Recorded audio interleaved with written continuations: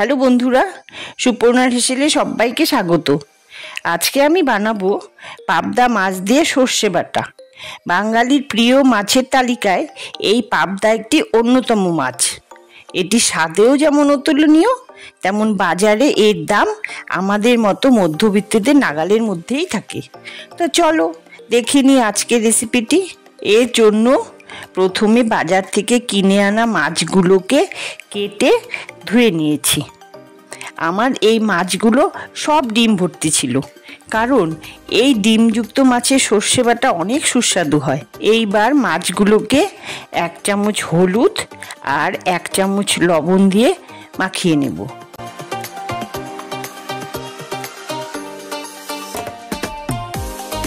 এদিকে একটি মিক্সিতে পরিমাণ মতন কালো সর্ষে, 4-5টা কাঁচা লঙ্কা আর একটু জল দিয়ে সর্ষের পেস্টটা তৈরি করে নেব। এখন একটি কড়াইয়ে কিছুটা সর্ষের তেল গরম করে তাতে মাছগুলোকে এপিট-ওপিট করে ভেজে নেব। বন্ধুরা, পাবদা মাছ কখনোই মচমচা করে ভাজবে না, কারণ সর্ষে বাটা ঝোলে কড়া ভাজা মাছ শক্ত শক্ত লাগে। এবার ওই তেলেই কয়েক টুকরো আলু ভেজে নেব। তারপর 1/2 চামচ কালো জিরে ফোড়ন দিয়ে তাতে 2টো কুচানো পেঁয়াজ একটু লালচে করে ভেজে তার মধ্যে 1 চামচ হলুদ, 1 চামচ কাশ্মীরি লঙ্কার গুঁড়ো আর 1 চামচ লবণ দিয়ে নাড়াচাড়া করে নেব। এবার তাতে একটা কুচানো টমেটো দিয়ে নেড়ে চেড়ে তার মধ্যে সর্ষের পেস্টটি ঢেলে দেব।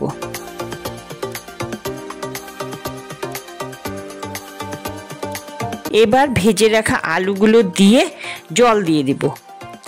10 মিনিট পর ঝোলটা ফুটে উঠলে এক এক করে মাছগুলো দিয়ে দেব।